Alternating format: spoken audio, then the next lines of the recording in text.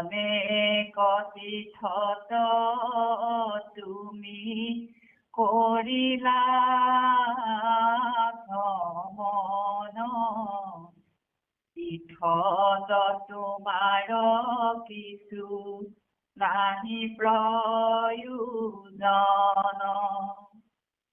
কিন্তু অনুগ্ৰহ মাত্ৰ কৰিলা তীৰ্থক তীৰ্থ শুদ্ধি মুৱে লাগ পাইলে মহন্তক পাপীৰ সম্পৰ্কে তীৰ্থ মলিন হয় হৰি কমনত লয়া ভক্তে পৰহয় ঘুচে পাপতেহে শুদ্ধ মুৱে তীৰ্থগণ এহি মানে থৈলো যুধিষ্ঠিৰৰ বচন কোনো আৰু তাতে অষ্টাদশ অধ্যায়ত সমীকৰ বচন শুনিও যেন মত সিংগীত বুলন্দ নিপতিক দিলা সাপ আমাত সিজিলা আখি মহাপুৰ পাপ যদি কোনো আমাক সাপয় পৰীক্ষিত নোহে তেবে আমাৰ পাপৰ প্ৰায়শ্চিত্ত ৰাজাৰো আশ্ৰয় বল সাপ দিবে প্ৰতি নাহাপিবে জানো ভাগৱত মহামতি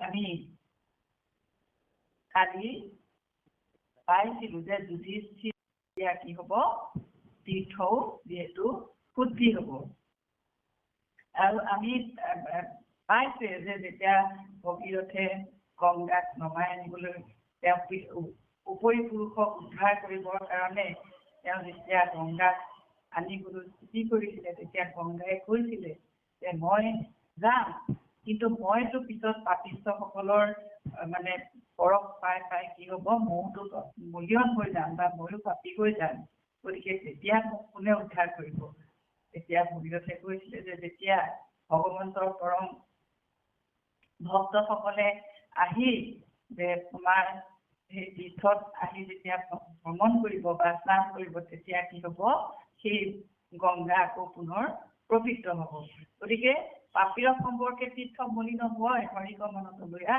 ভক্তে পৰহয় এতিয়া সমস্ত পাপীসমূহে কি কৰিবলৈ যায় তীৰ্থ ভ্ৰমণ কৰিবলৈ যায় তীৰ্থ স্নান কৰিবলৈ যায় যে সিহঁতৰ পাপ খণ্ডন কৰিবৰ কাৰণে কিন্তু ভগৱন্তৰ ভক্তসকলে সেই তেওঁলোকতো এনেও শুদ্ধ তেওঁলোক মহাভাগৱত গতিকে সেই ভক্তসকলে যেতিয়া তীৰ্থত ভ্ৰমণ কৰিব তেতিয়া কি হব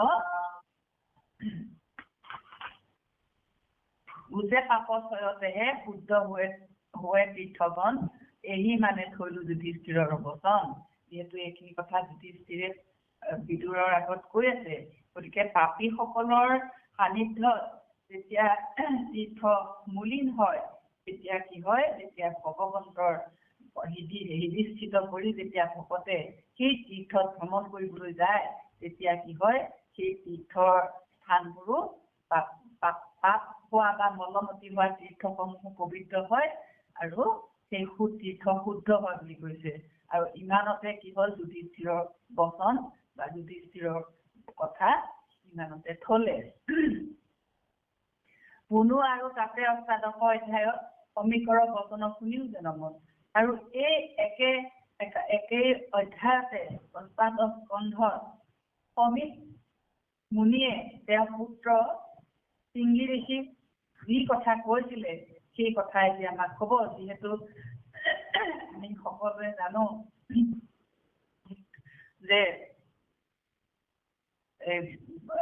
চিকাৰত ঘূৰি ফুৰি পৰীক্ষিত চিকাৰ কৰিবলৈ গৈ পৰীক্ষিত ৰজা ভোক পিয়াহত জৰ্জৰিত হৈ যিহেতু সমীক মুনিৰ আশ্ৰমলৈ আহিছিলে তেওঁ পানী বিচাৰি কিন্তু সেই সময়ত সমীক মুনিয়ে ধ্যানস্থ হৈ আছিলে সেইকাৰণে ৰজা অহাৰ কথা তেওঁ যিহেতু গম নেপালে যিহেতু একান্ত মনে যেতিয়া ধ্যানত থাকে তেওঁলোকে আৰু অন্য কথা তেওঁলোকৰ কাণত নপৰখে গতিকে সেই একান্ত মনে ধ্যান কৰি থকা সমীক মুনিয়ে যিহেতু পৰীক্ষিতৰ মাত বা পৰীক্ষিত অহাত গম নেপালে সেইকাৰণে পৰীক্ষিতে যে ই মোক মানে মই আহিছোঁ যদিও মোক ইমান মানে গুৰুত্ব দিয়া নাই বা আতিথ্য কৰা নাই সেইকাৰণে পৰীক্ষিতেও ওচৰতে এডাল মৰা সাপ সেই সমীক মুনিৰ ডিঙিত পিন্ধাই থৈ গুচি আহিলে আৰু সেই সমীক মুনিৰ পুত্ৰ যিহেতু সেই সময়ত সেই আশ্ৰমত নাছিলে আৰু যেতিয়া আহি তেওঁ পিতৃৰ সেই অৱস্থা দেখিলেহি যে পিতৃৰ ডিঙিত মৰা সাপডাল ওলমি আছে আৰু সেই কথা তেওঁ এজন যিহেতু ব্ৰহ্মজ্ঞানী ঋষিৰ পুত্ৰ গতিকে তেওঁ জানিলে যে এই কামটো পৰীক্ষিত ৰজাই কৰিলে গতিকে সেই পৰীক্ষিত ৰজাক যিহেতু তেওঁ আজিৰ পৰা 7 দিনৰ ভিতৰত পৰীক্ষিত ৰজাক তক্ষকে দংশন কৰি মানে মৃত্যু হ'ব বুলি পৰীক্ষিত ৰজাক যিহেতু সাপ দিছিলে আমি সকলোৱে সেইটো কথা জানো গতিকে সেই সাপ দিয়াৰ কথাটো পিতৃয়ে জানি গম পাই পেলাই তেতিয়া সিংহী ঋষিক কৈছিলে যে নিপতিক দিলা সাপ সিংহিত উলন্ত নিপতিক দিলা সাপ আমাৰ প্ৰতিদিল আহি মহাপ্ৰপাপ যে তুমিতো ৰজাক সাপ দিলা গতিকে এইটো আমাৰ কি হ'ল আহি ঘোৰ পাপ হ'ল যিহেতু তেওঁলোকো একোজন ভক্ত বা মানে তেওঁলোকো হ'ল একোজন ব্ৰহ্মজ্ঞানী গতিকে তেওঁ সেই কামটো যিহেতু কৰিব নালাগিছিলে কাৰণ ভকতৰ বা সন্তসকলৰ কাম সেইটো যিহেতু নহয় কিন্তু সিংহী মুনিয়ে সেই পাপটো কৰিলে যদি কোনো আমাৰ সাপৰ পৰীক্ষিত হৈ আৰু আমাৰো পাপৰ প্ৰায়শ্চিত্ত যদি আমাক পৰীক্ষিত ৰজাই ওলোটাই যদি আমাক সাপ দিয়ে তেতিয়া আমাৰ হয়তো প্ৰায়শ্চিত্ত হ'ব কাৰণ আমি যি পাপ কৰিছোঁ সেই পাপৰ ফল আমি ভোগ কৰি তেতিয়াহে ভোগ কৰিম যেতিয়া আমাক আকৌ পৰীক্ষিত ৰজাই আমাক যদি ওলোটাই সাপ দিয়ে কিন্তু ৰাজাৰো আশ্ৰয় বল সাপদ্বীপে প্ৰতি নাসাপিপে জানুৰ ভাগৱত মহামতী কিন্তু ৰজাৰো যিহেতু পৰীক্ষিতো এজন পৰম ভক্ত তেওঁ এজন মহাজ্ঞানী গতিকে কাৰোবাৰ নিউজ চলাই আছে যে সদায় ক্লিক থৈ দিয়ে গতিকে সেই ৰজাৰো সাপ দিব পৰা শক্তি আছে কাৰণ ৰজায়েও তেওঁলোকক হয়তো সাপ দি পেলাই সাপগ্ৰস্ত কৰিব পাৰিলেহেঁতেন কৃষ্ণ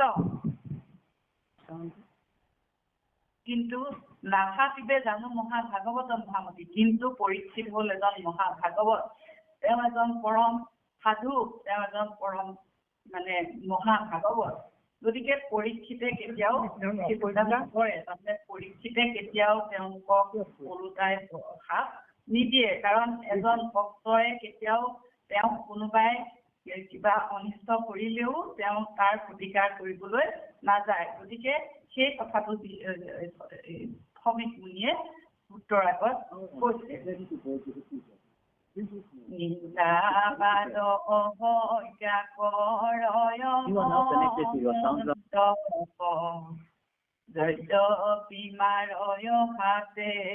বিষ্ণু ভকত পাৰন্তে নকৰে প্ৰতিকাৰ সাধুজনে ক্ষমাশীল শান্ত ক্ৰোধ নোপজয় মনে হৰি বিষাদ ভকতৰ নাহি কয় তিনি গুণ বৃত্তি দুখে নো তুয় কৰিলো সমাপত ইটো মাহাত্মক ভূয়া এক শৰণ জিউ মাধৱক সাধাৰণ ভকতিতে মুকুতি পাৱয় উত্তম ভক্তিৰ কথা কি কৈবে লাগয় জানি এক শৰণ হুয়ুক মাধৱত উত্তম ভকতি মাত্ৰ কৰিও কৃষ্ণত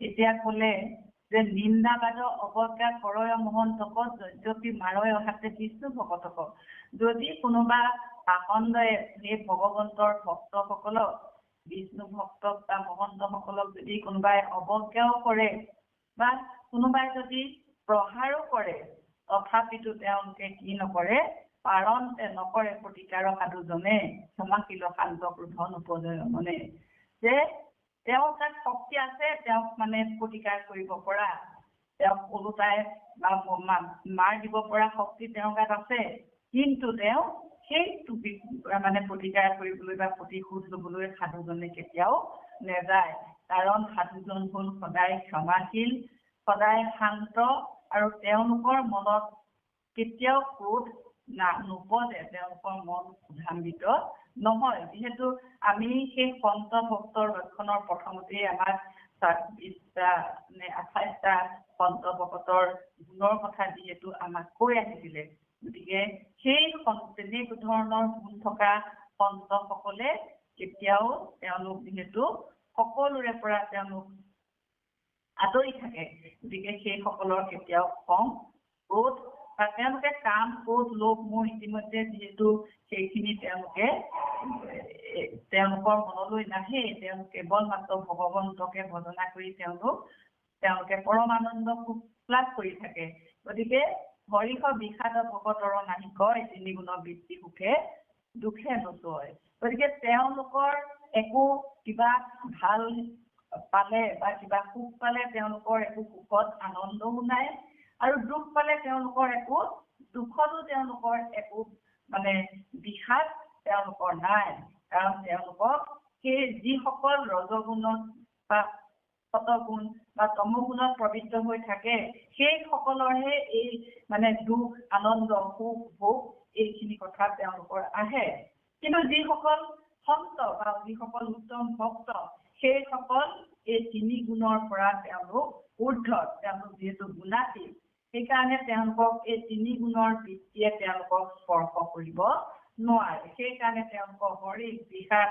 বা কিবা এনেকুৱা ধৰণৰ সুখ দুখ বা আনন্দ এইবিলাকে তেওঁলোকক স্পৰ্শ কৰিব নোৱাৰে যিহেতু তেওঁলোক চিতপজ্ঞ তেওঁলোকৰ আনন্দ পালে যি বিষাদ পালেও সেই তেওঁলোকৰ কাৰণে এইবিলাকৰ একো মানে এইবিলাকে তেওঁলোকক একো আসক্ত কৰিব নোৱাৰে কৰিলোহু সমাপত ইটো মহাত্মাক ভূয়া এক শৰণ ভজিও মাধৱক গতিকে আমাক এয়া উত্তম ভক্তৰ লক্ষণখিনি আমাক ইমানখিনি মানে প্ৰমাণ দি আমাক এইখিনি কথা আমাক এই অধ্যায়টিত ক'লে আৰু এতিয়া ইতিমধ্যে এই সন্ত ভক্তৰ অধ্যায়টি ইতিমধ্যে অন্ত হ'ল আৰু এতিয়া আমাক মাত্ৰ উপদেশ দিছে যে কেৱল মাত্ৰ এক শৰণ হৈ একান্ত মনেৰে কি কৰা ভগৱন্ত মাধৱৰ চৰণত ভজনা কৰা সাধাৰণ ভকতিতে মুকুতি পাৱই উত্তম ভক্তিৰ কথা কি কৈ পেলাগৈ যে সাধাৰণভাৱে ভগৱন্তক যিহেতু জ্ঞানে বা অজ্ঞানে মাধৱৰ নামক ল'লেই যেতিয়া সকলো পাপৰ পৰা মুক্তি হয় গতিকে সাধাৰণ ভক্তি সেয়া মাধৱৰ নাম লৈছে মানে তেওঁলোকে ইমান একেবাৰে ভক্তিত গদগদ হৈ যোৱা নাই তেওঁলোকে মাত্ৰ ভগৱন্তৰ নাম কৃষ্ণ বা মাধৱ এনেকে ভগৱন্তৰ নাম তেওঁলোকে ল'লেই কি হয় মুক্তি পায় কাৰণ আমি সেয়া অজামিলে পুত্ৰৰ নাম স্মৰণ লৈয়ে পুত্ৰক মাতিয়ে তেওঁ যিহেতু মুক্তি পালে গতিকে যিসকল উত্তম ভকত যিসকলে এই ভগৱন্তৰ কেৱল তেওঁকেই চিন্তা চৰ্চা কৰি থাকে সমস্ত প্ৰাণীতে তেওঁলোকে সম দেখে। গতিকে সেই সকল উত্তম ভক্তৰ কথা আৰু ক'বলৈ একো নাই। মানে তেওঁলোকে ইতিমধ্যে সেই মানে উত্তম ভক্তি কৰিলে তেওঁলোকে জীৱন্ততে মুক্ত হোৱাৰ নিচিনা হয়। জানি এক শৰণ লৈব মাধৱত উত্তম ভক্তি মাত্ৰ কৰিও কৃষ্ণত। গতিকে এই কথা যেতিয়া জানিছা তেতিয়াহ'লে কি কৰা, কেৱল মাত্ৰ একান্তভাৱে ভগৱন্ত মাধৱৰ শ্ৰীচৰণত শৰণাপন্ন হোৱা আৰু উত্তম ভকতি মাত্ৰ কৰিও কৃষ্ণত। কাৰণ আমি অন্য চিন্তা কৰি আমি বিবেচাৰী ভক্তি কৰিলে আমাৰ সাৰ্থক নহ'ব। আমি একান্ত চিত্তে শুদ্ধিভাৱে আমাক যিখিনি এতিয়া উত্তম ভকতৰ লক্ষণ দেখুৱালে তেনেধৰণে যদি আমি ভগৱন্তৰ ভজনা কৰিব পাৰোঁ, ভগৱন্তৰ চৰণত শৰণাপন্ন হ'ব পাৰোঁ, তেতিয়াহ'লে আমাৰ উদ্ধগতি নিশ্চিত। কৃষ্ণ পিছলৈ আগবাঢ়িম নাই। আজিলৈ ইমানতে সামৰি দিয়ক আৰু। হয় কৃষ্ণ, আমি আজিৰ কাৰণে ইমানতে সামৰি দিছোঁ। কৃষ্ণ জানি এক শৰণ লৈব মাধৱত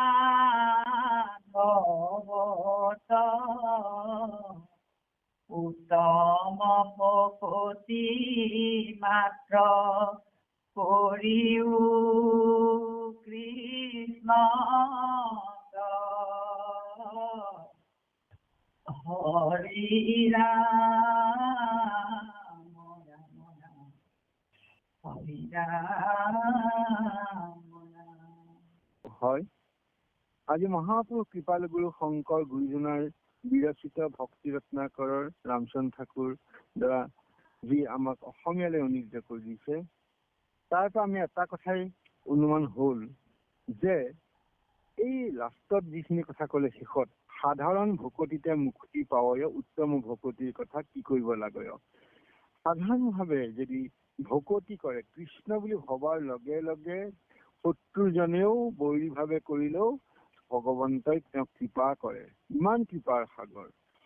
যেতিয়া উত্তম ভকতি কৰিম তেতিয়া এইটো কথা ঠিক যে আমি যি পাব লাগে বা জীৱটোৱে যি লক্ষ্য লৈ এই পৃথিৱীলৈ আহিছে সেই লক্ষ্যত উপনীত হ'বই। আৰু এইখিনি কওঁতে গুৰুজনাই আজি কেইটামান উদাহৰণৰ যোগেদি কৰিছে। আমাৰ বিদুৰ আৰু ইফালে পৰীক্ষিত, এয়া হৈছে উত্তম ভকত।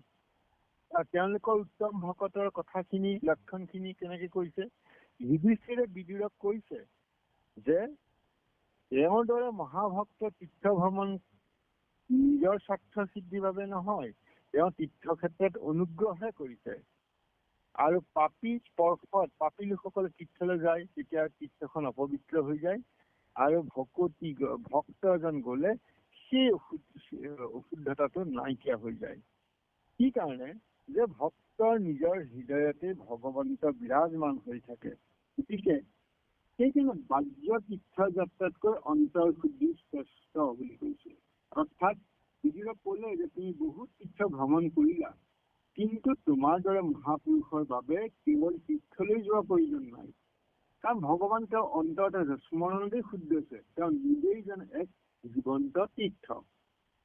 আৰু তীৰ্থ সুধি মই লাগ পাইলেক মহন্ত, অৰ্থাৎ মহন্ত সৎসংগ যদি আমি সংগ পাই যাম তেতিয়াই আমি যে মন বুদ্ধি চিত্ত এইবিলাক তাত থকা অহংকাৰ এই সকলোবিলাক নাহে, শুদ্ধ হৈ যায়।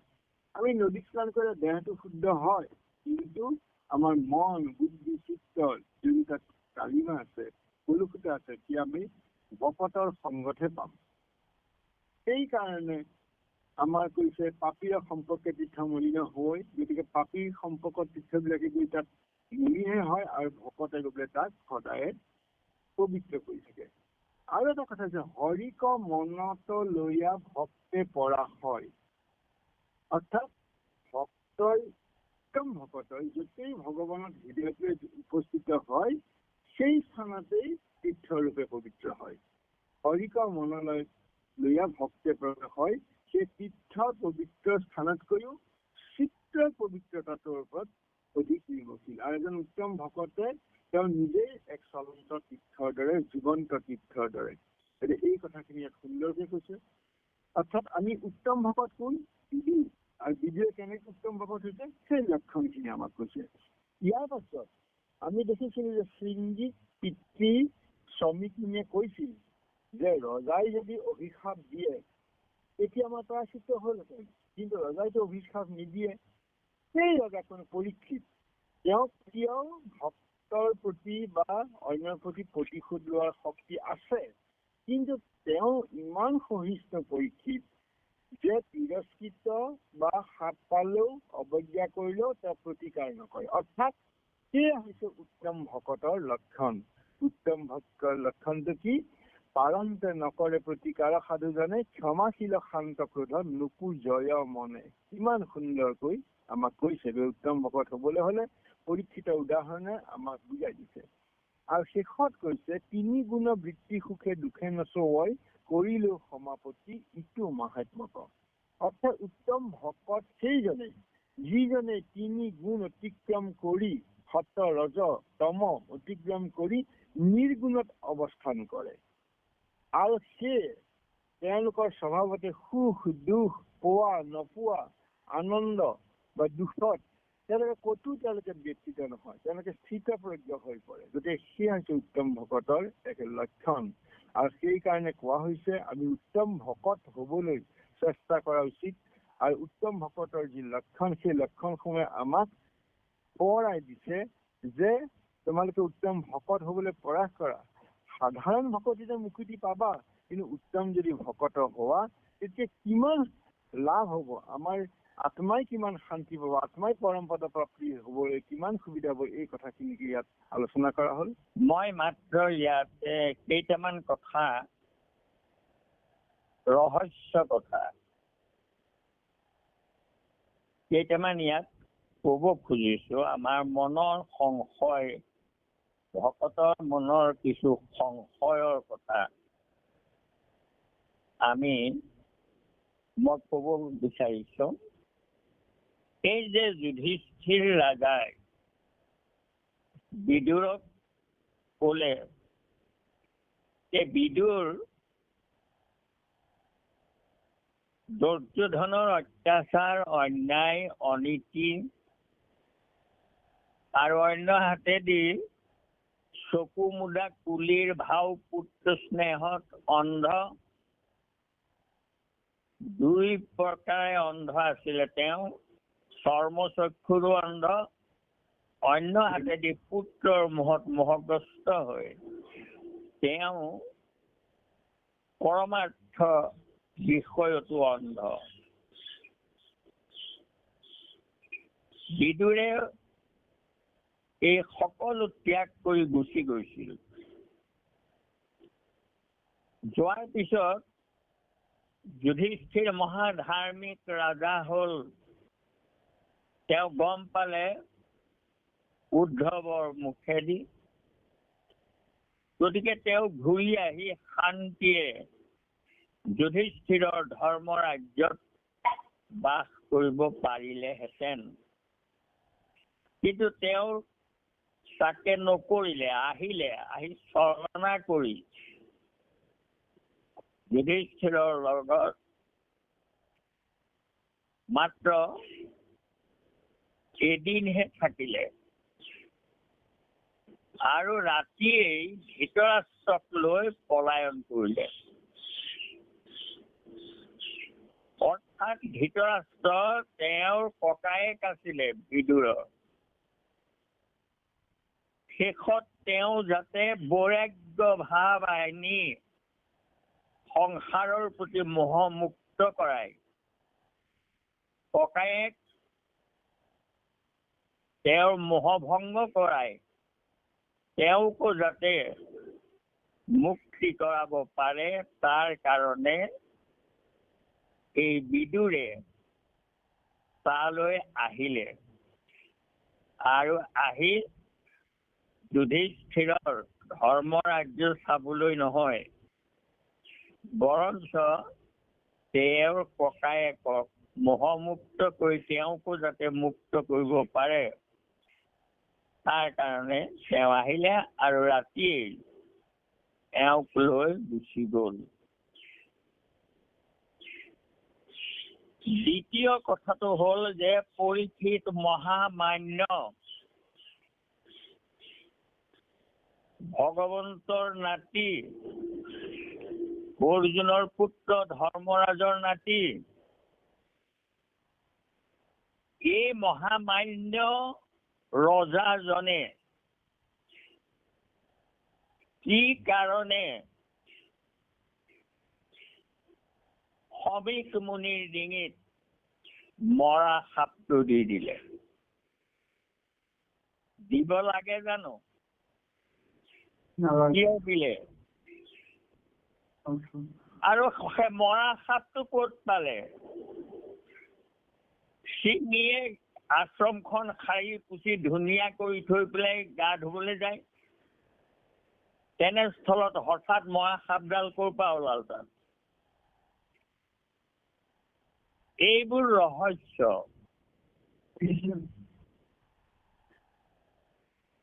কাহিনী ভাগ শুনক এতিয়া।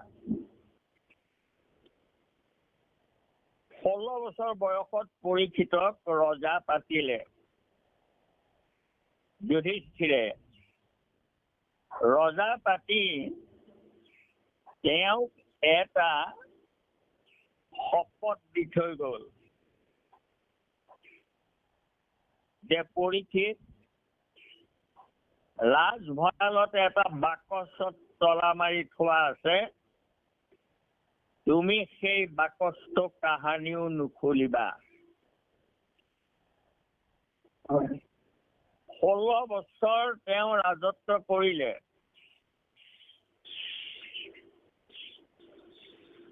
আৰু সেই বাকচত হাত দিয়া নাছিলে।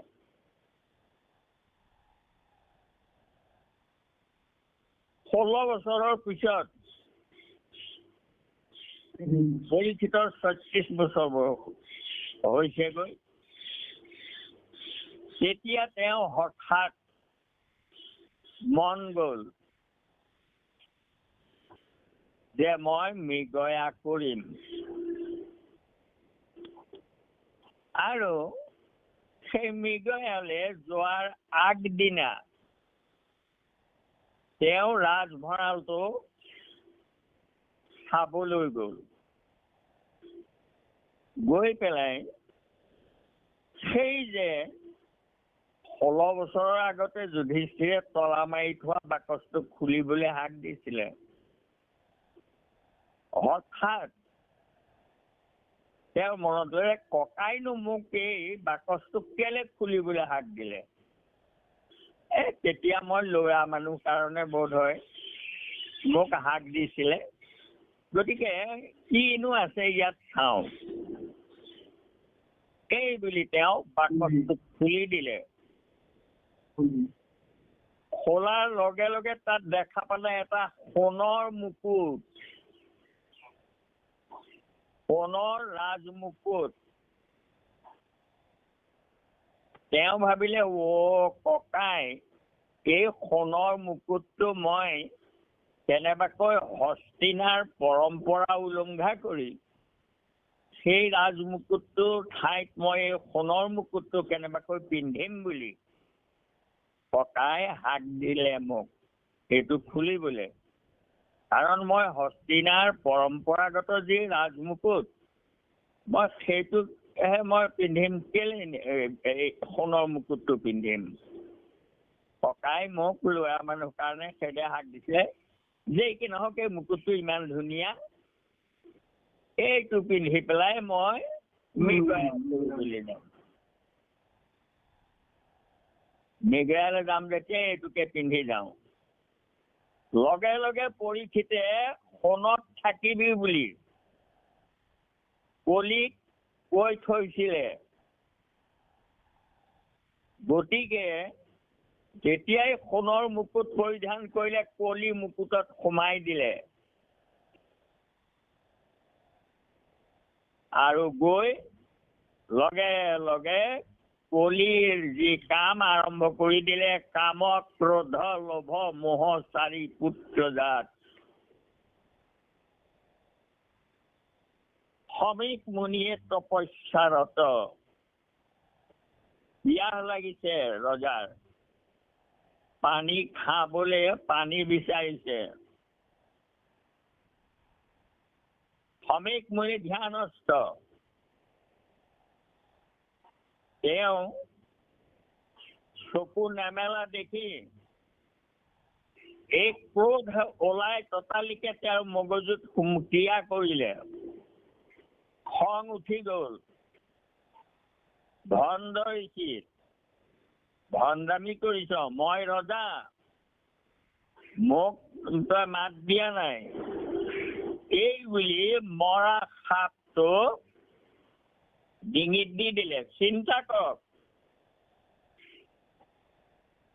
সিংহী মুনিয়ে আশ্ৰমখন অঁতাই থৈ গৈছিলে মৰা সাপডাল ক'ৰ পৰা ওলাল তাকো মৰা সাপ সেইটো কলি এওঁক ধ্বংস কৰিবৰ কাৰণে কলিয়ে মৰা সাপৰ ৰূপ লৈ কৰি দিলে আৰু ধেনুৰ আগেৰে সেই সাপটো দি থৈ গুচি গল সিংহী মুনি আহি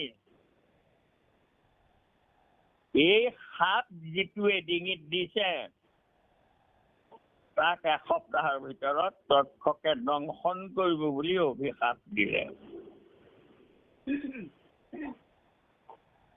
এইফালে তেওঁ গৈ পৰীক্ষিত গৈ ঘৰ পালে ৰাজসভা পালেগৈ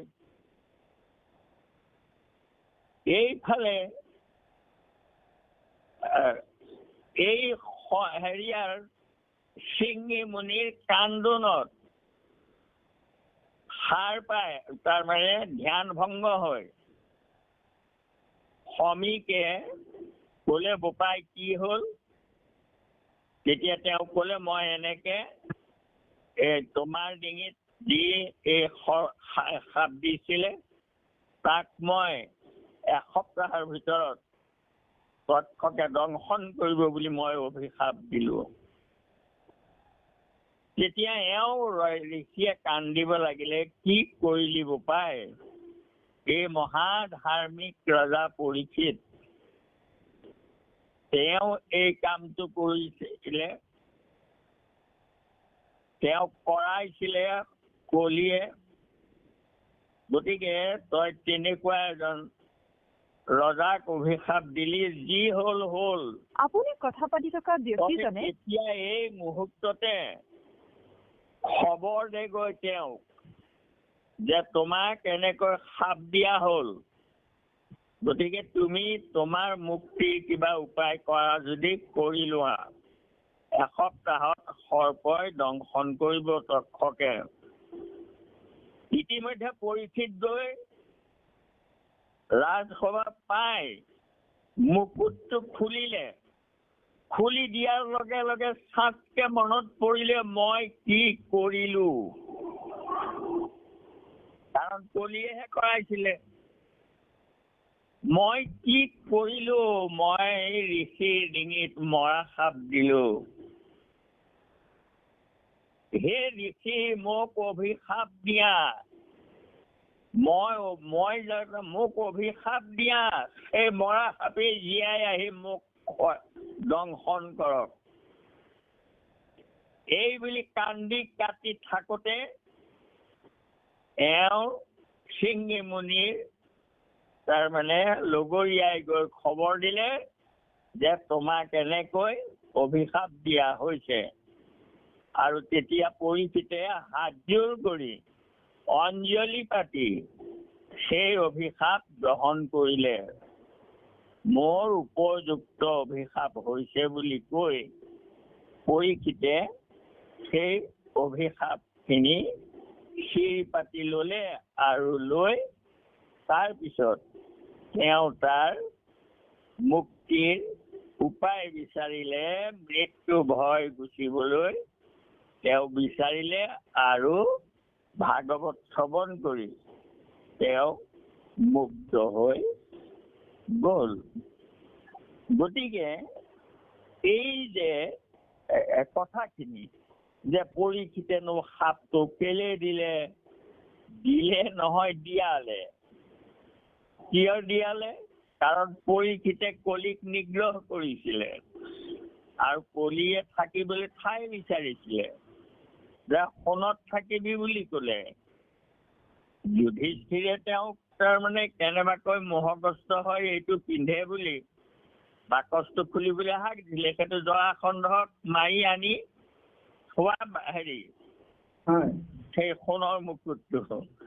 গতিকে ওৰ বিষে তোৰ বিষে গাঙঠি নামে থোপা থপে বুলি কথা এটা আছে। গতিকে সেইকাৰণে পৰীক্ষিতৰ দ্বাৰা তাৰমানে ভাগৱত প্ৰতিষ্ঠা হ'ব লাগে, ভাগৱত ধৰ্ম, সেইটোও এটা কাৰণ। গতিকে এই যিমানবোৰ ঘটনা হ'ল এইবোৰ কৰালে ঈশ্বৰৰ ইচ্ছা। ভীষ্মই এবাৰ কৈছিলে দুৰ্যোধনক, ভীষ্মই যেতিয়া ক'লে মই 10 দিন যুদ্ধ কৰিম আৰু অৱশেষত মোৰ প্ৰিয় নাতি অৰ্জুনৰ শৰত মই শৰসজ্ঞা গ্ৰহণ কৰিম, তেতিয়া দুৰ্যোধনে সুধিছিলে ককা তুমি কেলে এনে স্বাৰ্থপৰ? বোলে উপায় কি স্বাৰ্থপৰ? তুমি ইচ্ছা মৃত্যু নহয় জানো? বোলে হয়। তেন্তে তুমি কেনেকৈ ক'লা যে মই 10 দিন যুদ্ধ কৰি মৰিম? তুমি মৰিবলৈ ইচ্ছা নকৰিলেতো তুমি নমৰা। গতিকে এতিয়া ভীষ্মই হাঁহি পেলাই কৈছিলে বাছা মৃত্যু মোৰ ইচ্ছাধীন, কিন্তু মোৰ ইচ্ছাটো আকৌ সেই ইচ্ছাময়ৰ ইচ্ছাধীন। গতিকে ইচ্ছাময়ৰ ইচ্ছা হলে মোৰ ইচ্ছা হবলৈ কতক্ষণ লাগে, এই বুলি তাৰমানে যুধিষ্ঠিৰক দুৰ্যোধনক ভীষ্মদেৱে কৈছিলে।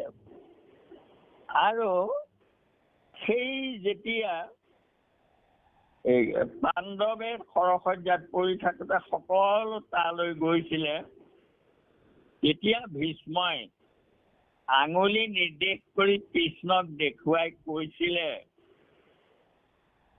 চোৱা তোমালোকে ঈশ্বৰৰ ইচ্ছাতে সকলো হয়, যথা ধৰ্ম ৰাজ গদা পানী বিকুধৰ। চোৱা য'ত ধৰ্মৰাজ যুধিষ্ঠিৰ থাকে,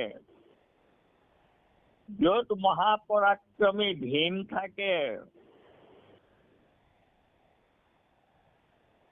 যথা ধৰ্মৰাজ গদা পানী ধনঞ্জয় যথাত গান্ধিব ধনুৰ্ধৰ। যিখন সভাত মহা ধনঞ্জয় ধনুৰ্ধৰ, আকৌ সেয়ে নহয় পৰম সুহৃদ কৃষ্ণ জয়িত সভাসদ।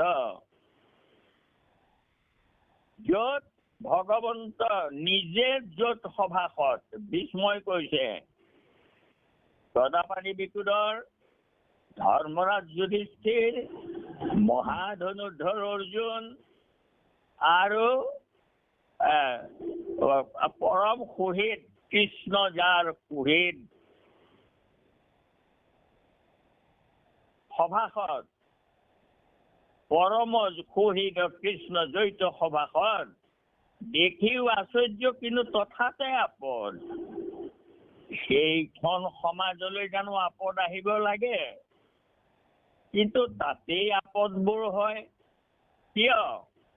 ধাৰ্মিষ্ঠ বলিষ্ঠ ধনুৰ্ধৰ কিছু নুই, যেহি কৰে ঈশ্বৰে সেহিহে সত্য হুই।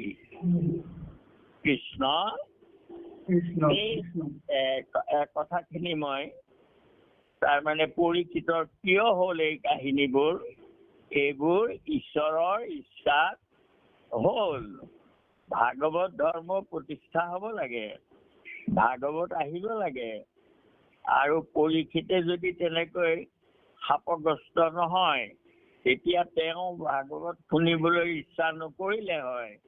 গতিকে সেইকাৰণে এই সকলো